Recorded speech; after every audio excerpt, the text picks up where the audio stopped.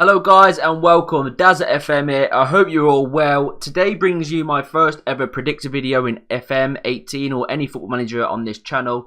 It's something that I've been watching other guys do and I really like. And today we're going to start with doing one with Leicester City, the club I love the most, the club I support since I was a young lad.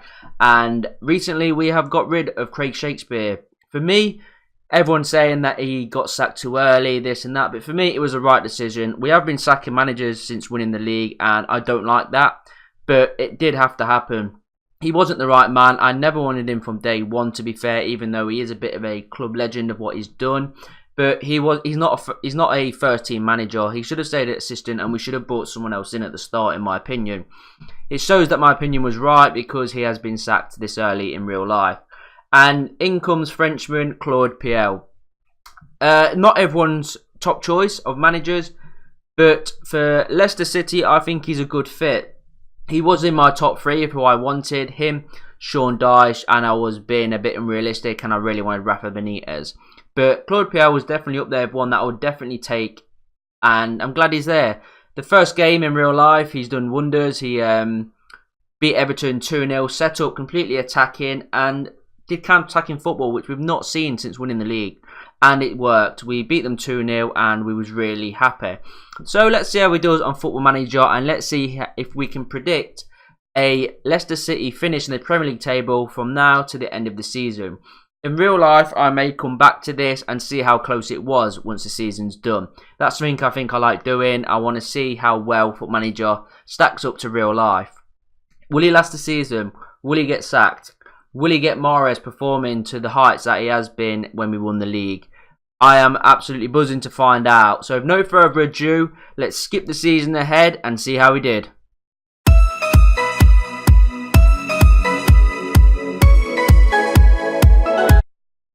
Welcome back, guys. So Claude Puel is still in charge of Leicester. So if we go on to the competitions and see how he did. They finished 16th. Terrible. 4 points off relegation. So that is a very, very poor season. And we should be looking to finish at least 10th and above after the players that we've got and the last season, the season before. We were much better than that. So he's not had a good season at all. He has managed to keep his job, which has surprised me. I thought he would have been gone looking at that. But he is still there. The top goal scorer in the league was Jamie Vardy, only scoring 10 goals. I think he should be pushing 15 goals a season. And the highest average rating player for Leicester was Harry Maguire with a 7.36. Moving over to the FA Cup, we got knocked out in the 4th round by Preston. But Bournemouth did win the FA Cup, so it just shows that a team like Leicester, Bournemouth, definitely have a chance of getting silverware in the first season on this game. So Bournemouth win that, and a 4th round for us is again very, very poor. We should be looking 5th, 6th round comfortably. And definitely, and again, knocked out by Preston. Like, no offence to Preston, but we should be beating them in the cup and progressing.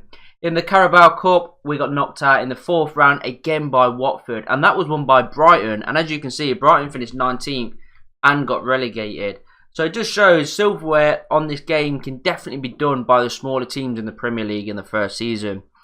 So 16th place, very, very poor. Let's go over to the players and see the highest rating players of the season. Okay, as you can see, it's from the best rating from the season at top down to the lowest at the bottom. We've got Harry Maguire, we've just said, average rating for all season at a 7.45. And Adrian Silva, the key player for Leicester, got 7.14. But he is unhappy and wants to move to a bigger club. So after this really poor season, it looks like Silva is going to be looking to force a move out, which is a massive loss to Leicester. Then you've got Wes Morgan with a 7.11. Jakupovic, he only played 1 game. Then Fuchs had a decent season with a 7. But you look at the likes of Schmeichel with 6.95. He played 42 games. Riyad Mahrez, he played 39 with 1 sub-appearance, only getting 7 goals and 5 assists. He should be getting at least, well, more assists than that, I would say. And to him to be ranked down here of the whole team is very poor. So we did not get the best out of him. The same with the likes of Iheanacho, and Ndidi's unhappy, he just wants a new contract. And Demarai Gray wants a new contract. But again, Iheanacho and Ndidi, Ibora, and even like Vardy and that, all down here with average ratings around 6.7 and 6.8. I think that is really poor. We should be a lot better than that. It looks like Silva will go, so that's a massive loss for Leicester, as we said. If we go to their transfer history, let's see who they got out first. The main ones was Ahmed Musa. I agree with that, letting him go for 7.75 million. That's a decent fee to get for him. We loaned out Johan Benaloon. Andy King went for 6 million. That surprised me. Islam Slimani went to Newcastle for 14.5 million. That has interested me. Well, how did he do this season? Okay, he only got the 6 goals, but he had a good run. So next season, I think he'll get better and improve. I think that's a good signing for Newcastle. Anyone else? Daniel Amati went for 4 million. And yeah, they're the main ones really. And we brought in Joel Ward from Palace for 12.5 million, but it can go up to 14. Fabian Delph for Man City for 8 million, can rise to 9. And Francis Coquelin from Arsenal for 11.75 million. So we spent 32.5 million and we let go 32.5 million worth of players. So money wise, the structure of the club, he's not put them in danger. He's bought well, sold well in my opinion, but the players have just not done anything under him. If we look at the tactic, he's gone for a 4-3-2-1, and to be fair, the likes of Coquelin and Silva and Ibora in that middle should definitely be stepping up and producing better performances. There are 3 really good players in this game. Vardy's the same, he should be a lot better up front, and Okazaki's on the right there, but obviously Mahrez probably started mostly out there. So very disappointing for Leicester. If we anything else we could look at, we said the players. Let's just have the goals. So Vardy was top with 14 all season. Then after that, you've got 7 from Mahrez, and Iniacho only scoring 6 all season. It looked like he didn't get much of a chance, only starting 7. So maybe next season the likes of Iniacho needs to come in instead of Vardy and see if they can perform any better. Who else did well in the league? Man U won it.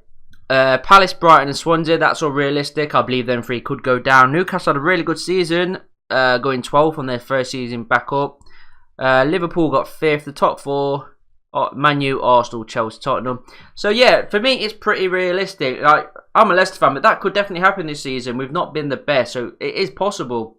We'll come back at the end of the season and just review it like I will do with all my experiments. So that's it then for today, guys. I hope you enjoyed it. It's my first ever predictor. If there's anyone you want to see me do, a team you want me to do a season with, to predict, if a team you support, see how well a player does, just leave it in the comment section, guys, and I'll try and do it for you, and I'll put it up on the channel. So subscribe, comment and like, and I'll see you all in the next one.